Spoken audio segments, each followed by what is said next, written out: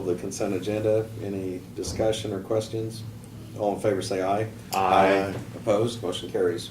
Okay, Craig, we'll do commissioner comments now. Yeah, last Saturday, Senator Moran was over at Enterprise. He got here about 10 till 11 and didn't leave. He was going to do nominations for the Service Academy, so he had to be leaving, but he stayed around till 20 after. Don't want to, I guess this is on the record, so some of the questions were asked, I'm sure that people would ask him, the CHIPS program over in Africa and stuff, but it took a little more time than what was really affected us. There's some food aid program over in Africa. The 5 students who were there, the were from K-State University, and they'd evidently been to a couple, 3 other of Senator Moran's, so you know by name. Jerry did, or I should say Senator Moran did speak to how the federal government passes down to the state, and then the state passes down to the county. And he said that the county level and city level and school boards shouldn't have any restrictions put on them because they're elected by the people that they're with all the time. So he kind of made reference, in my opinion, maybe I'm thinking outside the box about the tax lid, but I may be stretching the limit there.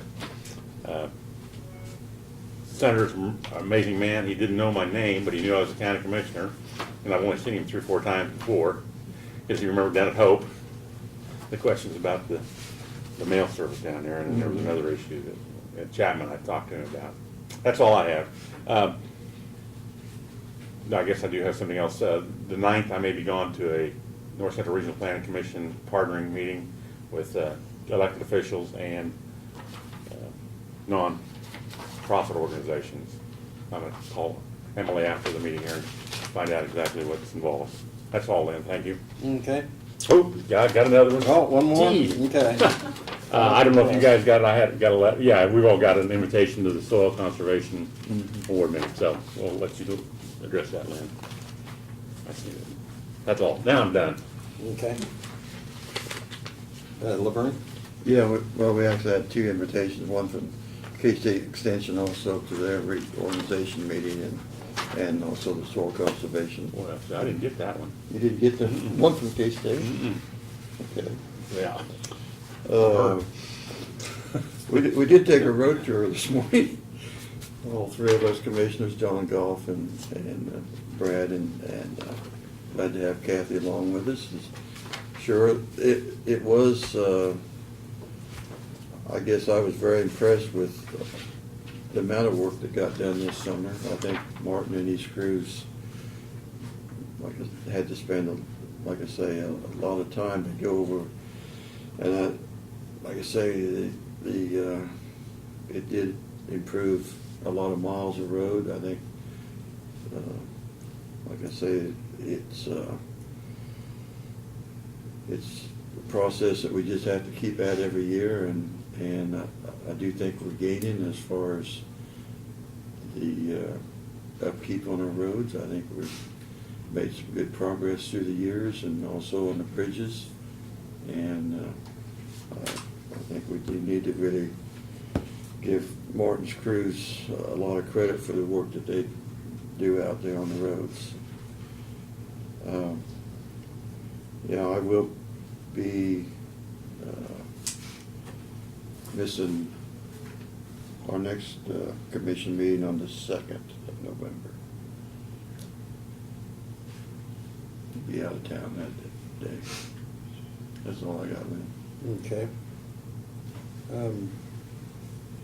As you mentioned, we did a tour of the county and went up, clear over to the west side there, Solomon Road, and to the south, and then up north to the Clay County line, and looked at some of the projects that the county has been working on. And when you look back and reflect, there really has been a lot improvements and maintenance as far as roads throughout the county, which is going to add to the longevity of some of those roads, helps with the safety factor, and there's really some very nice smooth roads and miles of roads that have been done throughout the county and up at the north part of the county. And So that's something that we've tried to address in a very methodical way and planned way.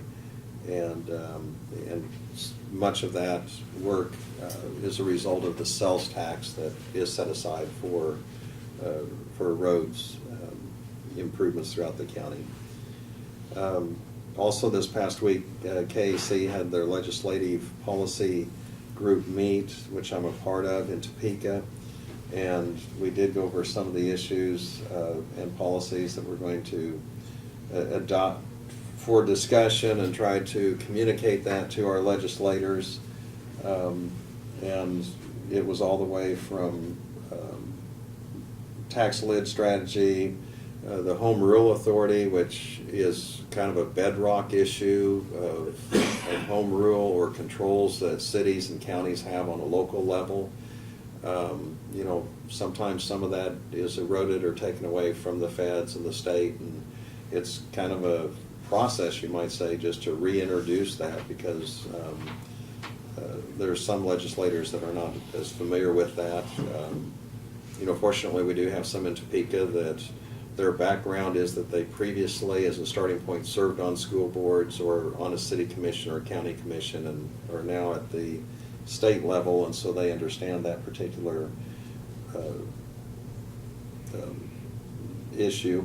One that came up, and I thought I'd just kind of bring it up, we aren't really going to be impacted by it here in Dixon County, but they refer to it as the dark box stores, and I'm sure our appraiser is very familiar with that. But they're throughout the state, and it's mostly in Sedgwick and Shawnee and Johnson, Wyandotte County.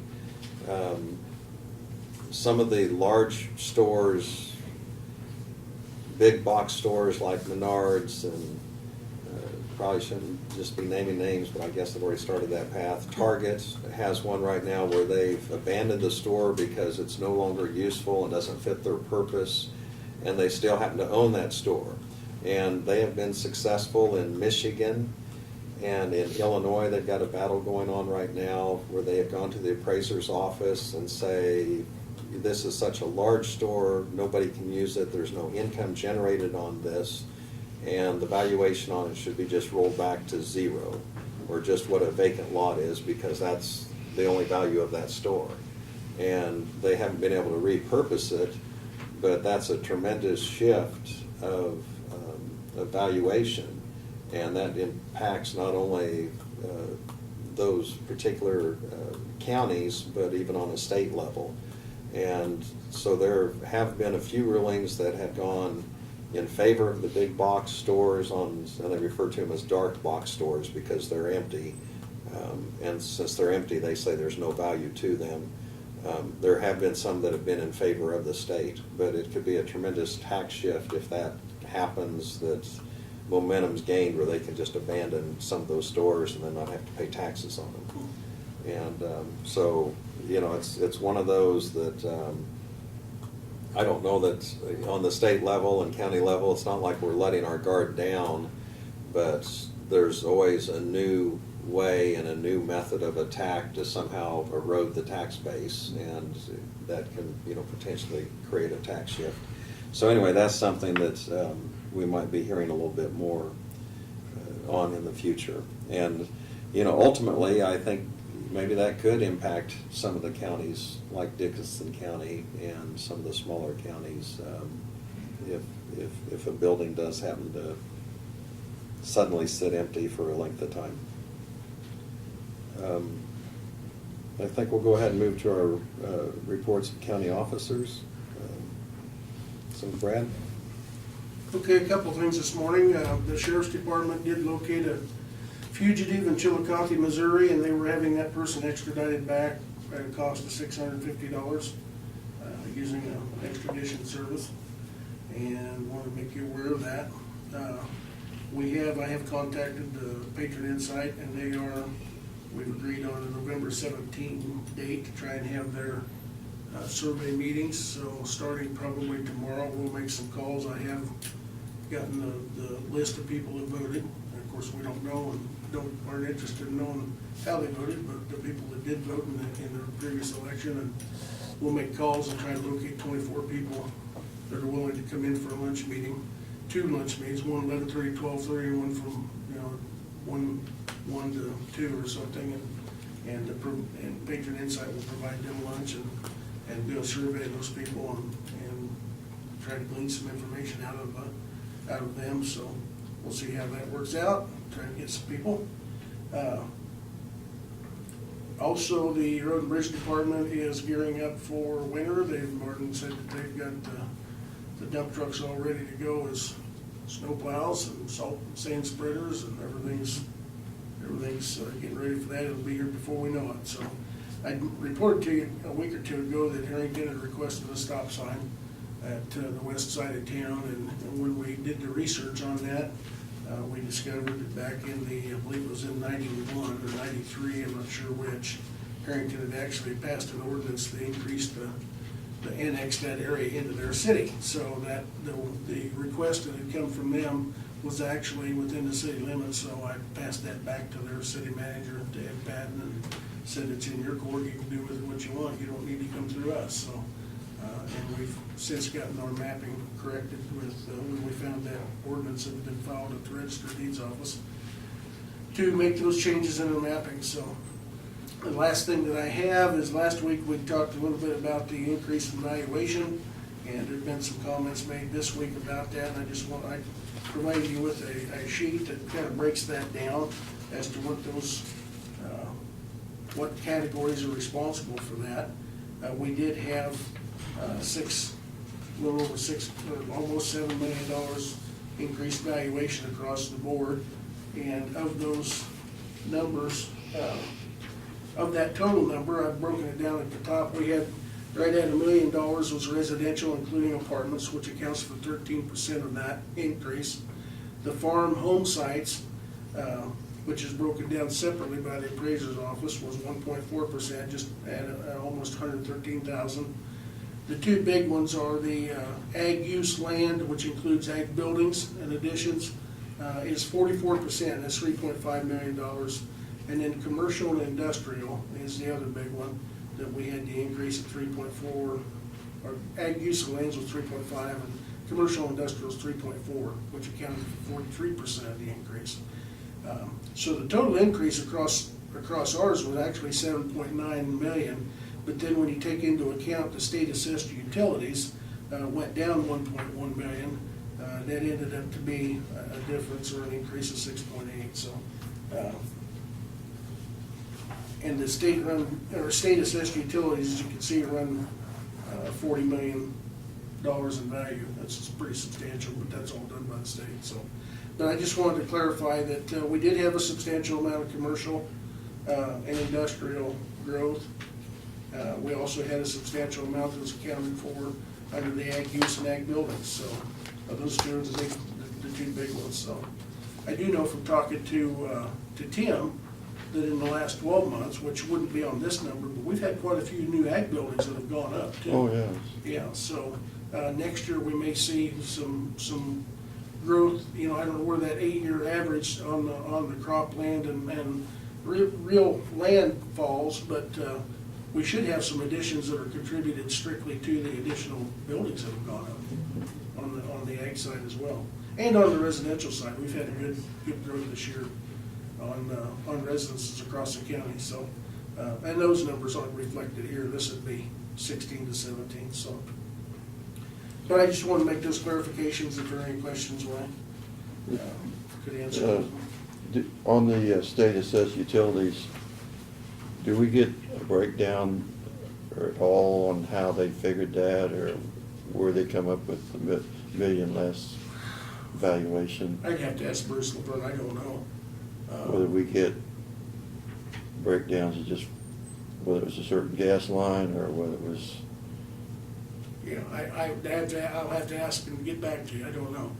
Well, The last time we checked, we talked about that some time ago. yeah, gas in lines and Wheatland stuff. Township, they put in a new gas line, and I was assuming that in Wheatland Township, the assessed valuation to go up because of the new pipeline, and then apparently it went down, Mhm. and apparently they said they somehow figured it differently.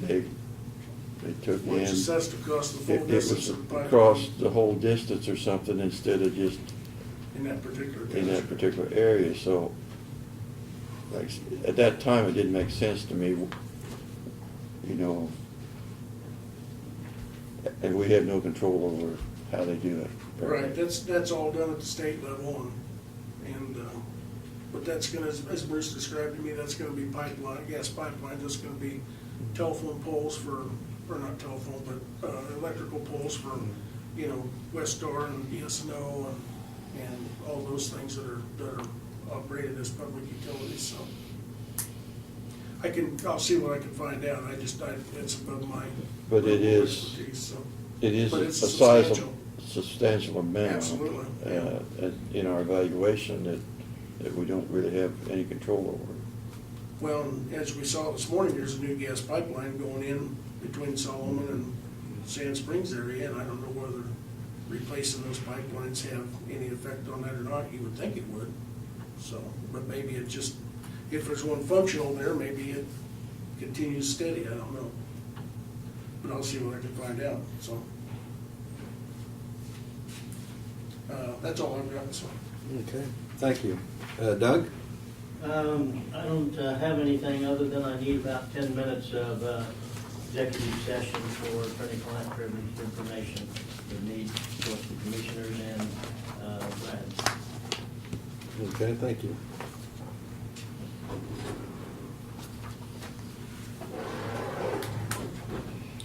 I'll go ahead and move to notices and communications.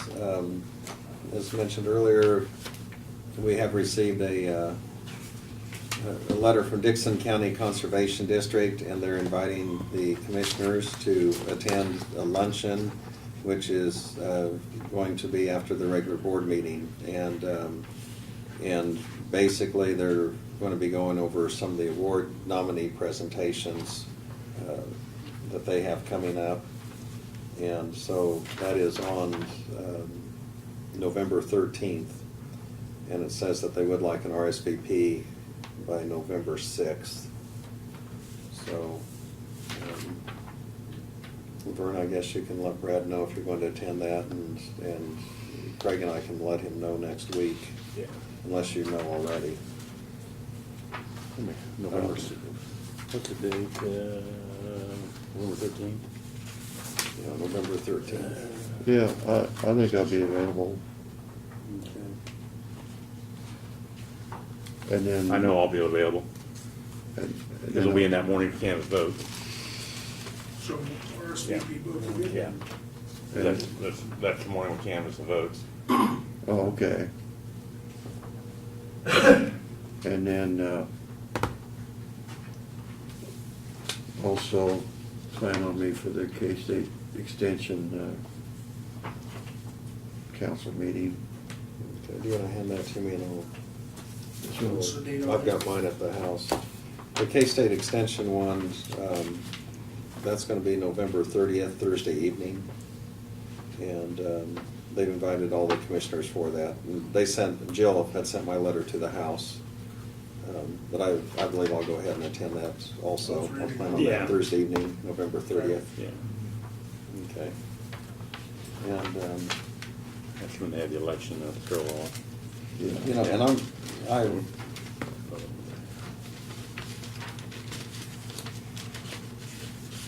I should be able to attend that one also on the 13th, on Monday. I'll plan on that. Okay. I'll put it on RSVP already. We have, You want to mention this one? Oh, yeah, yeah, I'll probably attend that Okay. too. We don't have a North Central Regional Planning Commission meeting in November, so I'll be, they have it the second Thursday in December. But I won't be able to attend that. Okay. Security First Title, just, they're having a barbecue and we're invited to that, November 1st, Wednesday, 11:30 to 1:30 at the Civic Center here. This is also one that we're supposed to RSVP by October 27th. And I'll go ahead and plan on attending that November 1st. And then Laverne's out of town, Craig? I'll be there. Okay. I'll go ahead and RSVP both of Yeah, you. need to sample some of that barbecue food, make sure it's up to par. sure, well, It's at the. that's always great. Civic Center, Yeah. yes. We received a letter from KDHE, and this is just a notice that, as far as, that they send out, and it has various people across the state, but the one that applies to us is Marvin and Armin Scripter on 3421 Mink Road. It is a permit being reissued for an existing facility with a maximum capacity of 177 head of swine and of more than 55 pounds. So there is no change in the permitted animal units from the previous permit cycle. And I believe that's the only one that we had from Dickinson County that's in here.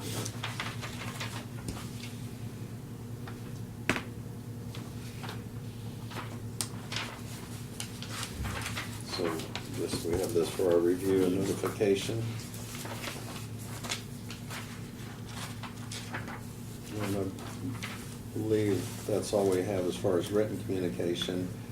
I did receive a phone call from someone that was expressed concern that they thought the headline in the newspaper was a little bit misleading on the valuation last week, and so I appreciate Brad addressing that in his report on the valuation increases. I assured him that there was no attempt on our part to try to mislead, that it just, and we aren't the ones that decide on a headline, and we aren't the ones that decide what goes on the front page or inside pages. But regardless, their concern was that the value increase, the emphasis from the article they felt was that it had to do with commercial construction and new construction.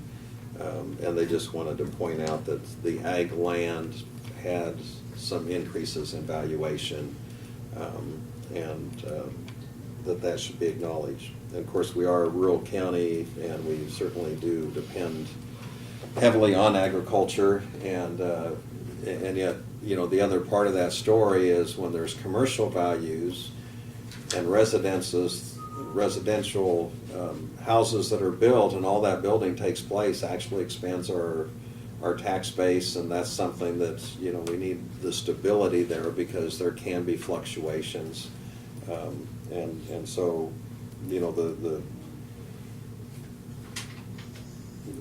good news, or the part that, you know, the glass is half full instead of half empty, the emphasis is that, you know, there are some encouraging signs out there, and we certainly want to acknowledge that.